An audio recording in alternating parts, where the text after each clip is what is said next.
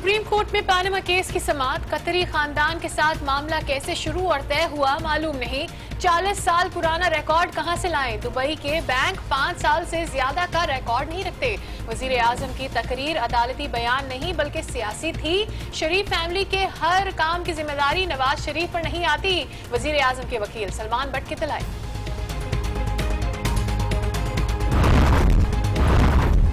Salman but अपने मुवक्किल के दिफा के लिए बहुत खतरनाक दलाइल दे रहे हैं। अवाम के सामने क्यों कहा गया कि तमाम रिकॉर्ड मौजूद है, सामने लाएंगे। जस्टिस खोसा के रिमार्क्स। क्या आप कहना चाहते हैं कि दादा और पोते के दरमियान होने वाली बातों का बाप को इल्म नहीं? जस्टिस एजाजुल एहसन का सलमान बट से सवाल।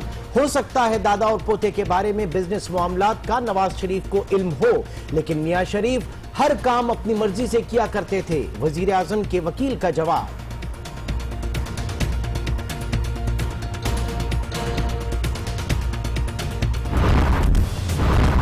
सलमान बट के पास कौम और अदालत को बताने के लिए कुछ नहीं। वजीर आजम के वकील के जवाबात में मैं नाम जानू के सिवा कुछ नहीं।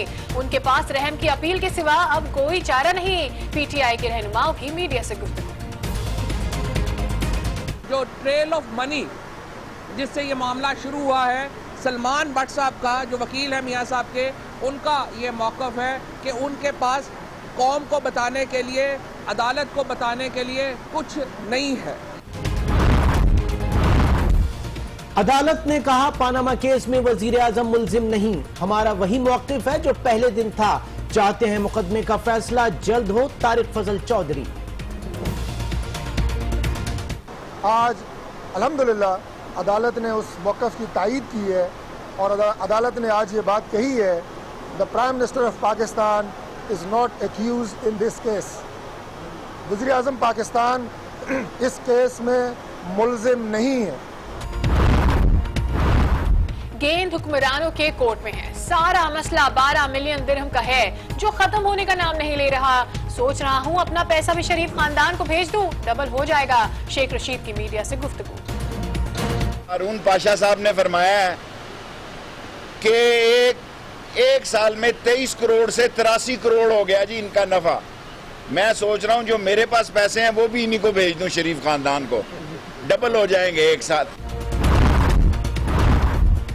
तहरीक इंसाफ के दलाइल अखबारी तराशों पर मबनी हैं। अदालत ने अखबार की खबरों पर फैसला नहीं करती। मुखालफिन की सियासत का जनाजा सुप्रीम कोर्ट से निकलेगा। आबिद शेर अली की तनकीद। कि पीटीआई का और शेख रशीद का झूठ का और उनकी झूठी सियासत का इंशाअल्लाह ताला सुप्रीम कोर्ट में जनाजा निकलेगा। हम पार्लियामेंट को बाइख्तियार बनाना चाहते हैं। पानामा लीक्स पर हमने अपनी दाढ़ी किसी और के हाथ पकड़ा दी है। ओपोजिशन लीडर खुर्शीद शाह की मीडिया से गुफ्तगू।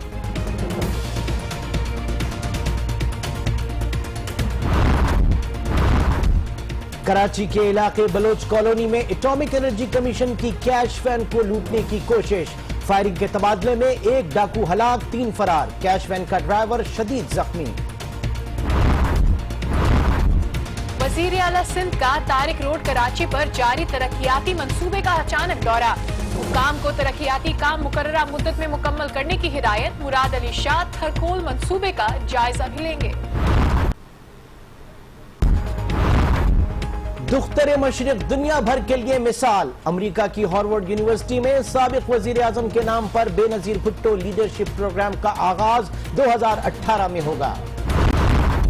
दहशतगर्दी के खतरात अब भी बरकरार हैं, ताहम अलकायदा और दाइश के खिलाफ हिकमत अमली कामयाब रही।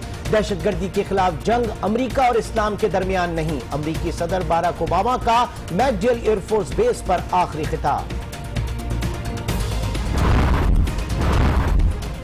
नौमुंतखब अमेरिकी सदर डोनाल्ड ट्रंप तेहरान के साथ एटमी मुआहिदा खत्म नहीं कर सकते। ऐसा किया तो नताइज भुगतना होंगे।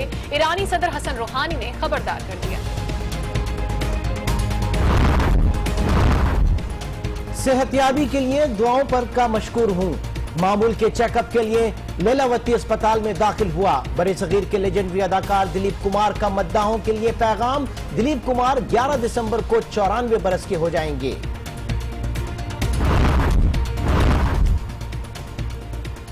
सर्दियों में सुई गैस की किल्लत से परेशान गरीबों का गुजारा मुश्किल। लकड़ी के दाम भी बढ़ गए, 250 रुपए फी मन इजाफा गरीबों की हल्की जेब पर भारी पड़ गया। घर में गैस नहीं है तो इधर जो है ना लकड़ लेने आए हैं, तो लकड़ का रेट जो है आसमानों से बातें कर रहा है। गाहक ज्यादा होते हैं, फिर इसी तरह डिमांड बढ़ जाती है इस लकड़ी।